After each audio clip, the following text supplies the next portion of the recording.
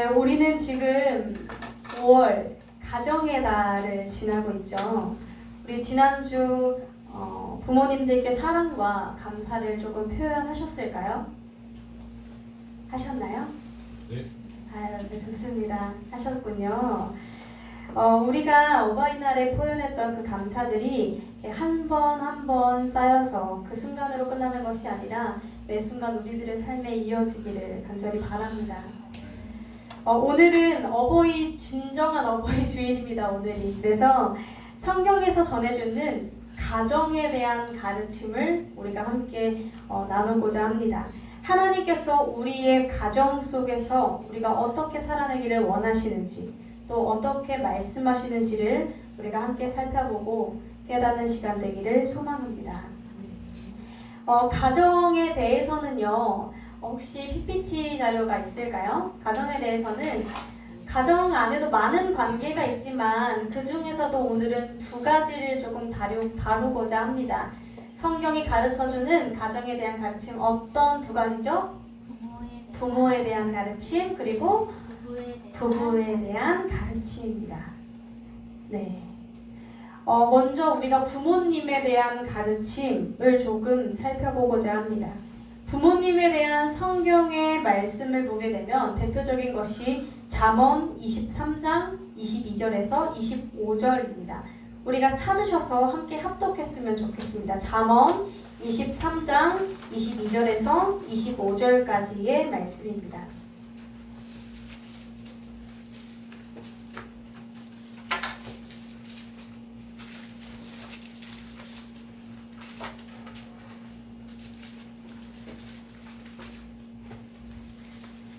합독하겠습니다.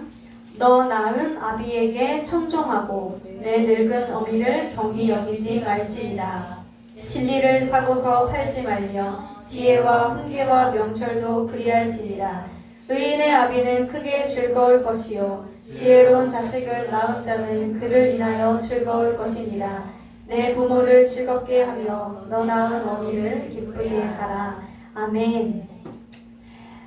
부모님에 대한 성경의 가르침은요, 우리 성경 어디를 보더라도 부모님에 대한 가르침은 굉장히 단호하고 분명하다라는 것을 알 수 있습니다. 우리 대표 기도에서도 우리 사모님께서도 말씀 한 구절을 인용하여 기도를 해주셨는데 그것도 부모에 대한 공경에 대한 명령이죠. 이것은 첫 번째로 부모를 즐겁게 하라라고 말씀을 하고 있습니다. 너의 부모를 즐겁게 하라라는 것입니다.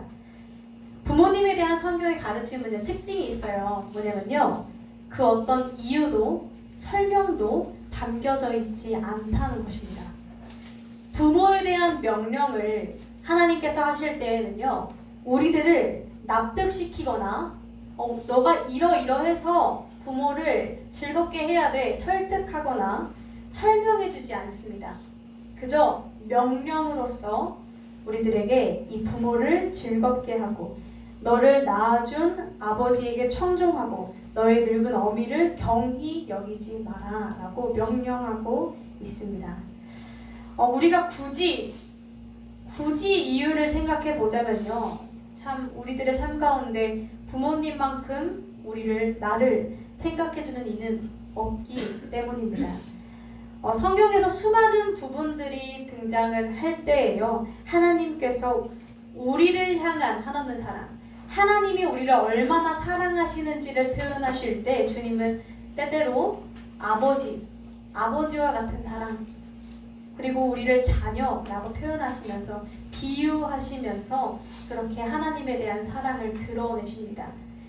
그 정도로 우리 부모님의 사랑은 참 한이 없는 것 같아요.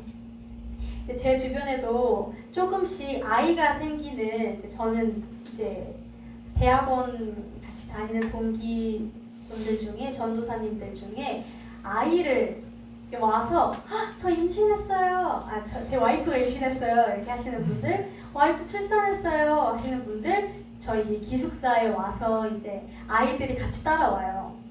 같이 따라가려면 이런 경우죠. 이제 사모님이 출장을 간 경우에 아이가 있을 데가 없잖아요. 그래서 기숙사에 데리고 오는 거예요.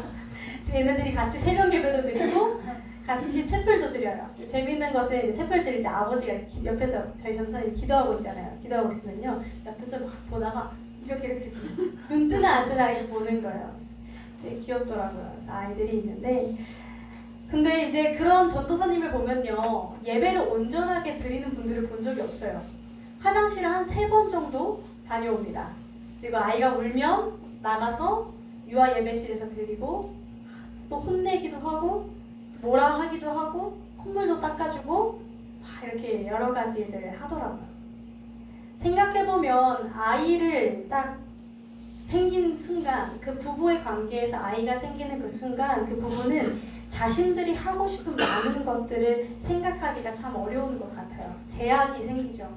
예배 하나 드리기도 참 어려워요. 저도 생각해보면요. 저 어렸을 때 항상 저 뒤에 있었거든요. 제가 어렸을 때 기억이 나요. 제가 예배를 드릴 때는 지금 여러분들이 하고 계신 것처럼 가만히 앉아서 경건하게 드려야 하잖아요. 제가 어렸을 때 제 할머니가 설교를 하니까 너무 신이 나는 거예요. 할머니가 앞에 나와 있으니까 너무 신이 나고 다 아는 이모, 언니, 오빠, 삼촌들이니까 너무 재밌어요. 근데 이 사람들이 왜 가만히 있는지를 모르겠는 거예요. 그래서 뒤에서 계속 돌아다녔어요. 나를 왜 안 봐주지? 저는 잘 챙겨줬는데 왜 예배 때는 나를 신경 안 써주지? 그래서 왔다 갔다 하면은 사모님이 와가지고 가만히 있으라고 뭐라고 하고 그랬었어요.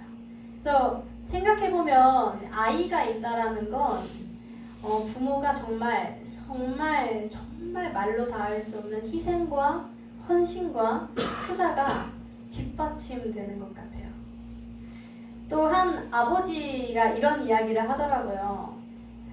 아이와 놀이동산 한번 갔다 오는 그 과정 속에서 내가 이 아이를 배려하기 위해 얼마나 많은 행동들을 했는지 아침에 일어나서 미리 도시락 싸고 뭐 준비하고 씻기고 준비물 싸고 어떻게 할까봐 또 챙기고 운전해서 가서도 하나하나 신경 쓰고 놀이기구 타려고 하다가 다시 내려오고 하는 수많은 배려를 너가 언제쯤 알 수 있을까라고 그런 이야기를 하더라고요.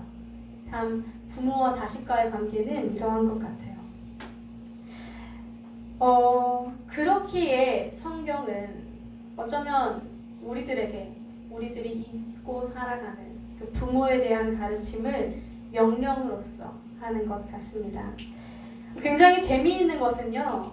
우리 24절에서 25절, 우리 잠언 23장 24절에서 25절을 보게 되면 이렇게 기록하고 있어요. 지혜로운 자식을 낳은 자는 그를 인하여 즐거울 것이요. 내 부모를 즐겁게 하며 너 낳은 어미를 기쁘게 하라. 자, 이것을 우리 표현으로 풀어본다면 이럴 것입니다. 지혜로운 자식을 낳은 자는 그를 인하여, 자식을 인하여 즐거울 것이다. 그러니 너는 너의 부모를 즐겁게 하라. 라고 나오고 있어요. 그러니까 결과가 먼저 나오고 그러니 너는 이렇게 해라. 라고 나오고 있어요. 우리가 이 구조에서 알 수 있는 한 가지 원리가 있는데요. 자녀들이 내가 자녀들이 주는 즐거움을 내가 받기 위해서는요. 내가 먼저 나의 부모님을 즐겁게 해야 한다는 것입니다.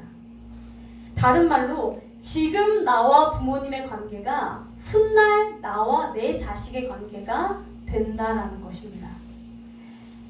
이것이 성경이 말하는 원리입니다. 우리는 그런데 이 사실을 너무나 쉽게 간과하는 것 같아요. 우리가 생각해보면 부모님께 투자하는 에너지, 시간, 물질이 많을까요? 자식들에게 쏟는 물질, 시간, 에너지가 많을까요? 네. 대체로 자식이 좀 더 많은 것 같아요. 왜냐하면 애 하나 키우는데 얼마래요? 요새 몇 억 한대요, 그죠? 예, 통계 자료 보면 그렇대요. 학원비, 뭐 많은 거, 막 입히는 하면 엄청 많이 든대요. 자, 그런데 성경은 이렇게 말한다는 거예요. 부모님을 섬기는 에너지보다, 아이를, 자식을 섬기는 에너지보다 일단 너희 부모를 섬기는 그 에너지에 더 많은 시간과 에너지를 투자하라는 거예요. 왜냐하면 너가 지금 부모님께 하고 있는 행동이 훗날 너의 자식이 너한테 똑같이 한다는 거예요. 이것이 자연스러운 우리 하나의 하나님의 그 섭리입니다. 하나님이 원하시는 모습은요, 부모를 공경함이에요. 우리가 지금 내가 부모님께 하는 행동을 한번 생각해 볼까요? 저만 생각해도 쉽진 않아요. 이제 저희 부모님이 종종 이제 그런 말씀을 너도 딱 너 같은 애 낳아서 키워봐, 이런 말씀을 하실 때가 있는데, 그 말이 실제로 이루어진다면 저는 좀 쉽진 않을 것 같아요. 그런데 결국 자식은 내가 하는 행동을 그대로 따라하게 된다는 거예요. 그렇기에 우리가 우리의 부모님께 선한 에너지들을 많이 투자해야 하는 줄로 믿습니다. 이러한 삶의 모습이 우리들에게 쌓여질 때 나의 자녀 역시 나의 삶을 보며 선한 모습을 닮아가게 될 거예요. 이게 내가 아이 낳고 나서 걔한테 좋은 걸 보여줘야지 한다고 해서 안 바뀌어요. 아이 낳기 전부터 습관이 들여지지 않으면요, 얼마 못 갑니다. 자, 그리고 또한 최고의 공경은 뭘까요? 바로 구원의 길로 안내하는 것입니다. 이 땅의 삶은 정말 화살과도 같은 잠깐의 삶입니다. 우리의 삶을 정말 1000m의 줄이 우리에게 있다라고 가정한다면, 우리가 살아가는 이 생에서 살아가는 삶은 그 1000m 밧줄에 달려있는 실오라기여도 같을 것입니다. 그렇기에 만일 나의 사랑하는 부모님이 아직 예수를 믿지 않으신다면 구원의 길로 안내해야만 하는 줄로 믿습니다. 네, 두 번째로 성경이 가르쳐주는, 우리 하나님이 알려주시는 부부에 대한 가르침입니다. 많은 이들이 요새 결혼 비혼주의가 많아지는 시대죠. 비혼주의가 죄냐? 그렇진 않습니다. 그러나 그런 것 같아요. 사람은 결국 관계를 통해서, 부모와 자식의 관계를 통해서 우리 하나님과의 관계를 엿볼 수 있듯이, 우리가 부부의 관계를 통해서도 정말 이상적인 가정을 만들고 꾸려나가며 그 주님의 뜻을 이 가정 가운데 이루어 나가게 할 수 있습니다. 근데 바울은 결혼 안 했어요. 할 수도 있고 안 할 수도 있지만, 부부에게 하나님이 가르쳐주시는 메시지는 이렇습니다. 먼저 한 몸이 되어라라는 거예요. 성경에서 보면요, 이렇게 말씀하세요. 사람이 부모를 떠나 그의 아내와 합하여 그 둘이 한 육체가 될지라고 기록하고 있어요. 서로 다른 두 사람의 인생이 만나서 둘이 하나가 됩니다. 이것은요, 1+1이 아니라 그냥 하나예요, 하나. 성경이 말하는 가르침은요, 한 몸이 된다라는 겁니다. 한 몸이 된다라는 것은요, 상대와 나와의 대화도, 여러 가지 경제적인 부분도, 여러 가지 삶의 패턴도, 그리고 여러 가지 육체적인 부분도, 모든 대화, 모든 것이 이 사람과 하나가 된다라는 것을 의미합니다. 자, 한 몸이 된다라는 건 쉽지 않은 일이에요. 에베소서 5장 21절, 그렇게 멀지 않죠? 우리 오늘 본문이랑. 5장 21절에 그리스도를 경외함으로 피차 복종하라 라고 시작을 해요. 그리스도를 경외함으로 피차 복종하라. 그리고 그에 대한 상세 설명을 이렇게 달아줍니다. 아내들이여 자기 남편에게 복종하기를 주께 하듯 하라. 이는 남편이 아내의 머리됨이 그리스도께서 교회의 머리됨과 같음이니 바로 몸의 구주시라. 그러므로 교회가 그리스도께 하듯 아내들도 범사에 자기 남편에게 복종할지니라. 남편들아 아내 사랑하기를 그리스도께서 교회를 사랑하시고 그 교회를 위하여 자신을 주심같이 하라. 아멘. 아내들은 어떻게 하래요? 남편에게 복종하래요. 남편은 아내를 어떻게 하래요? 사랑하래요. 저는 어렸을 때 이 구절이 참 마음에 안 들었어요. 가부장적이다라고 생각을 했었거든요. 그런데 이 뒤에 달린 구절을 제가 봤어요. 그리스도가 교회를 사랑함 같이. 자, 그리스도가 교회를 위해서 무엇을 해주셨나요? 십자가에 달려 죽었어요. 남편들이여 아내를 위해 죽으십시오. 희생하십시오. 결국 피차 서로가 서로를 섬기고 서로가 서로를 십자가로서 여겨야만 한다라는 것입니다. 제가 그래서 굉장히 좋아하는 게 잠언의 현숙한 여인이에요. 남편들에게 현숙한 여인을 만나라. 그것이 아름다운 여인을 만나는 것보다 훨씬 낫다 이렇게 표현을 해요. 저는 현숙한 여인이 굉장히 다소곳하고 우리말로 현숙은 그렇잖아요. 다소곳하고 이렇게 잠잠하고 말도 없고 내성적인 그런 사람이 현숙한 여인인 게 아닌가? 우리 한국 사회에서 통하는 그 다소곳한 여성스러운 여자를 생각을 했었어요. 이것도 마음에 안 들었죠. 저는 그렇지 않으니까요. 그런데 이 원어로 보니까 이 현숙한 여인이 어떠냐면요, 굉장히 카리스마적이고 굉장히 배포가 넘치고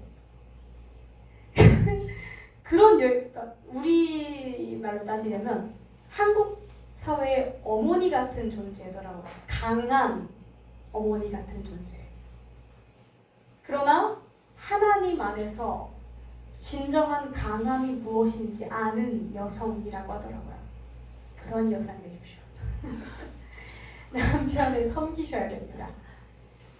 자, 결국 결혼이라 함은 섬김이고 십자가입니다. 우린 결혼은 행복이라 생각하지만 결혼은 거룩이고 결혼은 섬김이고 결혼은 십자가입니다. 제가 전에 그 얘기 했었나요? 결혼하신 전도사님, 한 목사님이 그 이야기 했다고. 결혼하니까 얼만큼 좋아요? 그랬더니 90%가 안 좋아졌다고. 근데 10% 좋아진 게 있는데 그 10%가 90%를 넘는다고 해요. 그런 의미가 있었죠. 혹시 우리 배우자 기도 제목 10가지 써보셨을까요? 또는 가족 구성원에 대해서 원하고 또 바라는 것 써보셨나요? 난 읽을 수 있겠다. 있으세요 혹시? 난 내가 읽어주리라. 우리 모두 이렇게 기도해야 된다. 있으실까요?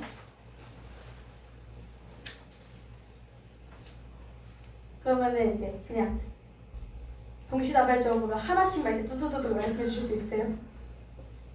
어떻게 생각하실까 궁금해져요. 하나씩만 그냥 툭툭툭. 네, 저는 늘 하나님 앞에 서 있는 사람입니다. 네, 뚜뚜뚜 그냥. 없으세요? 바라는 게 없으세요? 바라는 게 없어요? 배우자 기도 안 하십니까? 뭐 쓰신 거 없으세요?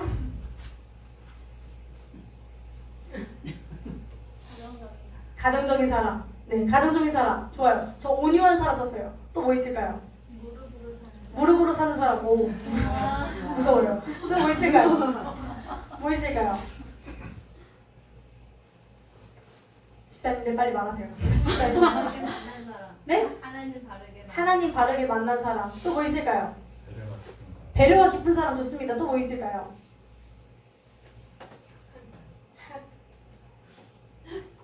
착한 사람 좋습니다. 또 뭐 있을까요? 전 웃음 코드 맞는 거 썼어요. 또 뭐 있어요? 아껴주는 사람. 네, 그래요. 사모님 아껴주는 사람. 결혼 안 한 사람들 빨리 얘기해 주세요. 하나만. 그냥 툭툭툭툭. 어려운 건 책임감 있는 사람 좋습니다. 또 있을까요? 마음 넓은 사람 좋습니다. 안 쓰셨을까요? 성실한 사람. 성실한 사람. 깔끔한 사람. 깔끔한 사람 중요하죠. 깔끔한 거 중요.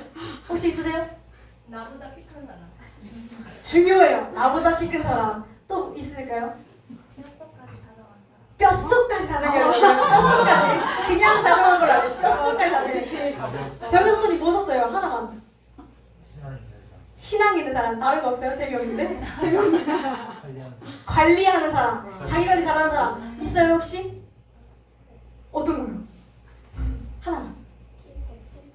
키 170 넘는 사람. 오케이. 키 170. 처음으로 외모적 들어왔어요. 외모적인 거 있으세요 혹시? 전 있어요. 웃는 게 예쁜 사람. 또 있으세요? 서로의 부족함을 채워주세요. 부족함을 채워주시는 사람. 맞네요. 좋아요. 많이 적으셨죠? 많이 적으셨는데요. 자, 우리가 이제 앞으로 어떻게 기도를 할 거냐면 우리 가족 구성원에 대해서 쓰셨을 수도 있고 배우자, 지금 나의 배우자를 쓰셨을 수도, 지금 나의 배우자에게 바라는 점, 또는 미래 배우자, 이런 사람이었으면 좋겠어요 하나님일 수도 있어요. 자, 그런데 우리가 여기 배우자, 여기 펜 있으세요 혹시? 펜 각자 있으시죠? 펜에다가 이 배우자를 이렇게 두 줄로 그으세요. 두 줄로 그으시고, 네, 두 줄로 그으세요. 그걸 꽁꽁 접었네요. 두 줄로 그으세요. 자, 두 줄로 배우자에다 두 줄로 뚝뚝 그으세요. 그으셨나요? 그 밑에 내 이름을 쓰세요. 내 이름 쓰세요. 여기다가 배우자 지금 민예지 기부제로 쓰세요. 쓰셨어요? 네. 이제 하나님, 내가 이렇게 되게 해주세요. 기도하세요. 내가 이렇게 되면 결혼합니다. 내가 이렇게 되면요 결혼해요. 배우자 기도는요. 자, 어떻게 하시는 게 배우자 기도냐면요. 하나님, 저는 지금도 어리지만 그런 기도를 했었어요. 하나님, 저는 찬양할 때 조금 은혜가 되고 좀 기타도 잘 치고 그런 사람이었으면 좋겠어요. 그리고 옷을 되게 보조개에 좀 들어가고 단정하게 예쁘고 키도 좀 크고 막 이렇게 기도를 했었는데, 배우자 기도 제목은요 어떻게 하는 거냐면요, 그 관계를 위해서 기도하는 거예요. 제가 이제 알았어요. 관계를 위해서 기도하는 거구나. 그래서 그 기도가 이렇게 바뀌어야 돼요. 예를 들어 제가 늘 하나님 앞에 서 있는 사람이라고 썼거든요. 그런데 이것이 늘 하나님 앞에 서 있는 관계가 될 수 있도록, 그럼 나도 상대도 둘 다 하나님 앞에 올바르게 서 있어야겠죠. 온유하고 너그러운 사람을 썼어요. 서로가 서로를 온유하고 너그럽게 바라볼 수 있는 관계라고 수정하시면 됩니다. 제가 또 믿어주고 신뢰할 수 있는 사람 썼어요. 그러면 서로 믿음을 줄 수 있고 서로 신뢰가 쌓이는 관계라고 나의 부분도 넣으셔야 됩니다. 배우자는 금나와나 뚝딱이 아니에요. 그래서 내가 갖춰져 있지 않으면, 내가 하나님 앞에서 깎여져 있지 않으면 안 됩니다. 그러면 결혼해도 문제예요. 안 깎여져 있으면. 네, 성경이 말하는 결혼, 부부의 자리는 그렇습니다. 저 사람이 나에게 어떻게 할 것을 기대하는 것이 아니라 내가 얻어질 것을 계산하는 것이 아니라 피차 서로를 섬기고 피차 서로를 책임지고 나를 내어주는 과정인 줄로 믿어요. 자, 이렇게 부모와 부부, 성경이 말하는 이 관계에 대해서 우리가 조금 살펴보았습니다. 자, 그런데 문제는 이거죠. 성경의 가르침, 이러한 명확한 성경의 가르침에도 불구하고 가정만큼 분노가 차오르고 가정만큼 아픈 곳이 없어요. 가정만큼 인생의 왼수가 없어요. 왜일까요? 생각해보면요, 가정은 아담과 하와가 범죄한 이후에, 죄를 짓고 난, 다시 말해 인간에게 죄라는 것이, 죄성이 들어오고 난 이후에 만들어진 것이 가정이에요. 당연히 깨어진 모습일 수밖에 없다라는 겁니다. 죄인들이, 죄성을 가진 이들이 혼자 살아도 힘든데 둘, 셋, 넷, 다섯 같이 살면 얼마나 시끄럽겠어요. 당연한 겁니다. 굉장히 당연한 일이에요. 그래서 깨어지지 않은 완벽한 모습의 가정은 찾아보기 어렵습니다. 만약 정말 나는 내 가정은 완벽해 하신다면요, 그분은 곧 하나님이 성화가 가정이 끝나고 곧 데려가실 가정이에요. 곧 이제 얼마 안 남았어요. 근데 그런 모든 게 완벽한 가정들을 제외하고는 아직 우리는 모두 갈 길이 멀기 때문에 깨어진 부분들이 있을 수밖에 없다라는 거예요. 자, 그래서 아담과 하와가요, 처음에 죄성이 들어오기 이전에 아담이 하와에게 뭐라 했는지 혹시 아세요? 사랑 고백을 아실 거예요. 뼈. 맞아요. 딱 보자마자 내 뼈 중에 뼈요. 내 살 중에 살이로다. 로맨틱한 고백을 했습니다. 너와 나는 한 몸이야. 뼈 중에 뼛속같이. 뼈를 좀 좋아하는 것 같아요. 뼈 중에 뼈요. 이렇게 얘기를 했어요. 자, 그런데 아담과 하와가 죄성이 딱 들어오고 나서 그 부부의 관계가 달라지지 않았지만 죄성이 딱 들어오고 아담이 제일 먼저 하와를 향해서 한 말이 있습니다. 하나님, 당신이 준 이 여자 때문에 내가 죄를 지었습니다. 라고 했어요. 남탓하기 시작한 거죠. 그 전엔 그렇게 사랑스러워 보이던 하와가 나를 죄짓게 한 뱀 같은 여자가 되어버린 겁니다. 인간에 대한 재미있는 이야기가 혹시 데일 카네기 인간관계론이라는 책이 있어요. 그 책에서 쓰여진 지 한 80년이 지났거든요. 근데 사람들이 인간에 대한 걸 되게 좋아하잖아요. 아직까지도 인기가 많아요. 그 책의 시작 부분에 3명에 대한 이야기를 해주고 인간의 특성을 말해주는데 제가 들려드릴게요. 첫 번째로는요. 쌍권총 크롤리라는 사람이 있대요. 이 사람이 뉴욕에서 정말 악명이 높은 범죄자, 뉴욕 역사상 가장 위험한 범죄자였다라고 해요. 자, 이 사람이 사형 선고를 받고 죽기 직전에 스스로에 대해서 어떻게 생각하세요? 물었대요. 이때 이 크롤리가 이렇게 말합니다. 지금 내 마음은 피곤하고 지쳐있지만 내 심장은 따뜻합니다. 어떤 사람에게도 해를 끼치지 않고자 하는 심장입니다. 라고 스스로에 대해서 이야기를 했대요. 자, 두 번째로 알 카포네라는 사람이 있어요. 영화도 굉장히 많이 나왔는데 굉장히 유명한 잔인한 깽단 두목입니다. 마피아예요. 그런데 이 사람은 또 이렇게 말합니다. 저는 인생에서 가장 소중한 시절을 사람들에게 소소한 즐거움을 주는데 보냈습니다. 근데 저는 제 마음은 그랬는데 어느 순간 사람들이 저를 범죄자로 낙인 찍더라고요. 이렇게 말했다는 겁니다. 자, 세 번째로 뉴욕의 한 정말 악명 높은 교도소에 근무하는 소장이 이런 이야기를 했대요. 여기에 수감되어져 있는 범죄자 중에 자신을 나쁜 놈이라 생각하는 사람은 거의 없습니다. 이들은 자신을 합리화하고 변명합니다. 왜 내가 금고를 털 수밖에 없었는지, 왜 내가 사람을 총으로 쏠 수밖에 없었는지, 왜 내가 이러한 범죄를 저지를 수밖에 없었는지 자신의 어린 시절 삶부터 쭉 스토리텔링을 하면서 합리화를 하고 변명을 한다라는 거예요. 이들은 오류투성이 논리를 사용해서 자신들의 행동을 설명하고 심지어 스스로까지도 그렇게 속이려고 한다는 겁니다. 나는 이렇게 불쌍한 인생을 살았기 때문에 이럴 수밖에 없었어. 이런 선택을 할 수밖에 없었어. 라고 이야기를 한다는 거예요.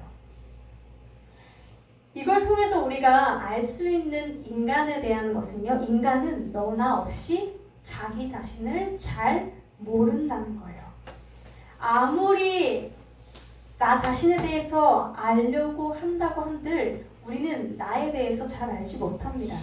그리고 더 나아가 나의 잘못 또한 인정하지 않고 남 탓으로 돌리는 특징이 있습니다. 가령 어떤 한 사건에서 피해자와 가해자가 있다면 피해자는 그 사건을 점점 더 확대하고 돋보기로 보면서 확대해서 바라보게 되는, 나중에 시간이 흐르고 나서 그 사건이 정말 커져서 부풀려져 있는 그 자신을 발견할 수 있고요. 가해자는 반대로 그 사건을 축소하는 특징들을 가지고 있다고 해요. 사람이 참 자신 중심대로 그 사건을 바라보게 됩니다. 그래서 상담의 가장 첫 번째 법칙이 그거였어요. 제가 배웠을 때 피해자에게 상처의 기억을 다 꺼내게 해요. 다 꺼내게 한대요. 그러면 이건 부풀려진 기억이었구나. 이건 왜곡된 기억이었구나 하면서 객관적으로 바라볼 수 있게 한다고 하더라고요. 그러니까 우리가 이러한 죄인이에요. 우리가 성경을 참고하지 않더라도 인간의 특징은 이러하다라는 것을 우리는 알 수가 있어요. 근데 우리가 생각해왔던, 어렸을 때 알아왔던 행복한 가정, 환상적인, 이상적인 결혼, 이 환상은 어떻습니까? 너무 행복하고 밤에 산책하고 같이 들어가서 맛있게 밥 해먹고 서로를 의지하고 홈 스위트 홈 말하면서 너무 달달하게 우리 그런 걸 기대를 하잖아요. 자, 그런데 현실은 그렇지 않다는 거예요. 그래서 많은 그리스도인들이 결혼하면 죄책감을 좀 많이 가진다고 해요. 내가 하나님이 원하시는 가정을 이루지 못하는구나. 왜 이렇게 깨어진 모습일까? 부모를 공경하라고 하는데 나에게는 부모를 공경할 수 있는 마음이 없는데, 내 부모는 공경할 만한 대상이 아니온 수많은 이들이 이런 고민을 해요. 부부를 서로가 한 몸이 되라 하는데 상대가 서로 해야 할 수 있는 것은 사실은. 근데 이 상대는 그럴 마음이 없어요. 계속해서 나에게 큰 상처들을 안겨줍니다. 이러한 깨어진 모습들이 우리들의 삶에는 만연하게 퍼져 있고 이것이 어쩌면 자연스럽다라는 거예요. 이것이 이상한 게 아니라는 거예요. 한 목사님이 이렇게 표현하시더라고요. 가정을 폭풍 속의 가정이라고 표현하시더라고요. 자, 그렇다면 이런 우리에게 가정의 달을 지나고 있는 지금 하나님께서 우리에게 어떠한 해결책을 던져주실까요? 오늘 본문에서는요, 우리가 해야 할 덕목들을 쭉 나열합니다. 이렇게 이야기하죠. 너희는 모든 악독과 노함과 분냄과 떠드는 것과 비방하는 것과 모든 것들을 모든 악의와 함께 버리고 서로 친절하게 하며 불쌍히 여기며 서로 용서하라 라고 우리가 해야 할 덕목에 대해서 이야기하죠. 자, 그런데 이것을 뒤에 이렇게 덧붙이십니다. 그리스도 안에서. 왜 그리스도 아닌가? 그 사랑이 온전하기 때문입니다. 우리가 모두 가진 깨어진 저마다의 사랑들이 있는데 그 오직 유일한 그 예수님만이, 그 하나님만이 깨어지지 않은 완전한 사랑을 가지고 계시기 때문입니다. 에베소서 2장 14절에는 우리에게 이러한 해결책을 던져주고 있습니다. 우리 한 목소리로 함께 읽어보겠습니다. 시작! 그는 우리의 화평이신지라 둘로 하나를 만드사 중간에 막힌 담을 허시고. 아멘. 둘로 하나를 만드시는 분이십니다. 우리 부부가 어떤 것이라고요? 한 몸이 되는 것입니다. 이 둘은 서로가 다른 존재이기 때문에 막힌 담이 생길 수밖에 없습니다. 근데 우리 예수 그리스도는 어떤 분이시냐면요, 하나님과 나 사이에 막혀있던 담을 허무신 분이십니다. 우리에게 화평을 안겨주시는 분이십니다. 그런 분이 사람과 사람 사이의 담을 허무시지 못할 이유는 없습니다. 그렇기에 우리는 비로소 십자가로만이, 오직 예수 안에, 그 사랑 안에 거할 때 이것이 가능하다는 것입니다. 5장 1절엔 이렇게 말씀하십니다. 그러므로 사랑을 받는 자녀같이 너희는 하나님을 본받는 자녀가 되라. 우리 여기 계신 분들 중에 내가 신앙 안에 있는 사람과 결혼할 분들도 있고 신앙이 없는 이들과 결혼할 분들도 있습니다. 신앙이 있는 사람과 결혼을 하게 된 분은 그 가정을 온전히 하나님 앞에서 세워가십시오. 그 상대방과 하나의 교회를 만드십시오. 그래서 내 자라는 아이가 이 교회가 무엇인지, 건강한 크리스천의 삶이 무엇인지를 보고 자라날 수 있게 하십시오. 만일 내가 믿지 않는 사람과 결혼을 했다라고 한다면 나의 가정은 선교지입니다. 사역지입니다. 그 어떤 것도 옳다, 그르다라고는 할 수는 없어요. 이 두 가지 케이스가. 그럴 수도 있고 이럴 수도 있어요. 그러나 좀 더 버거울 겁니다. 좀 더 무거운 짐을 들고 갈 겁니다. 그 과정에서 내 신앙을 지키고 내 자녀의 신앙을 어떻게 세워갈지, 이 가정을 어떻게 하나님 앞에 세워갈지, 많은 것들을 정말 많은 대화로 풀어가셔야 될 겁니다. 우리가 기도하고자 합니다. 우리가 4가지를 함께 기도하고자 하는데요. 나중에 꼭 기도하세요. 이렇게 매 순간 가정을 위해서 우리가 한 달을 지나는 동안 이것으로 기도하기로 하네요. 첫 번째로는 가정이 한 몸이 되게 해달라고 기도합시다. 서로 다른 두 사람이 만나고 또 내가 선택하지 않았던 자연스레 주어진 부모, 형제들이 있습니다. 그렇기에 안 맞을 수 있습니다. 깨어질 수 있습니다. 갈등 있을 수 있습니다. 자연스러운 겁니다. 그러나 이 모든 것들을 막힌 담을 허무시는 예수께 기도합시다. 두 번째로 부모님을 사랑하게 해달라고 기도합시다. 자녀를 사랑함보다 먼저 부모를 사랑해야 합니다. 그 사랑을 기억해야 합니다. 또한 그렇지 않더라도 때때로 내가 미숙한 부모를 만났다고 할지라도 사랑이 부족한 이들은요, 다른 이들에게 다른 곳에서 사랑을 받으면 그 사랑이 채워지면 마음에 상처가 남는데요. 그래서 우리가 유리해요. 하나님의 사랑을 받는 사람들이기 때문에 그래서 유리해요. 나에게 만약 설령 제 주변에 그런 사람이 있었어요. 아버지의 사랑을 받지 못해서 자신은 아버지와 같은 하나님이 이해가 되지 않는다는 거예요. 그런 동의가 있었어요. 근데 그 친구가 하나님이 어떤 분인지를 알 때 나의 아버지가 이런 부분에서 미숙했구나를 이해는 할 수 없지만 용납을 할 수 있었다고 해요. 세 번째로 가정의 쓴뿌리들 용서와 사랑으로 덮게 해달라고 우리가 기도합시다. 마지막으로 이 기도를 꼭 합시다. 하나님의 뜻이 하늘에서 이루어졌듯이 나의 가정에서 이루어지게 하여 주옵소서. 우리 주기도문에 있는 기도죠. 하나님의 뜻이 하늘에서 이루어졌듯이 나의 관계에서 이루어지게 하소서. 그리고 믿지 않는 이들 가운데 하나님의 뜻이 닿게 해달라고 기도합시다. 사랑하는 이들, 이 가까운 이들을 서로 사랑함으로써 하나님의 뜻을 이루어가는 저와 여러분 되기를 간절히 소망합니다. 기도하겠습니다. 사랑이 많으신 주님, 사랑이신 하나님, 우리가 당신의 말씀을 붙들고 가정의 달을 지나는 지금 부모를 향한 가르침과 또한 부부를 향한 그 가르침에 대해서 우리가 함께 말씀을 묵상했습니다. 주님, 가정이 가장 먼저 하나님 안에서 한 몸이 되게 하시고 우리가 부모를 사랑하고 형제를 사랑하게 하시고 또한 각 배우자를 사랑할 수 있도록 허락하여 주옵소서.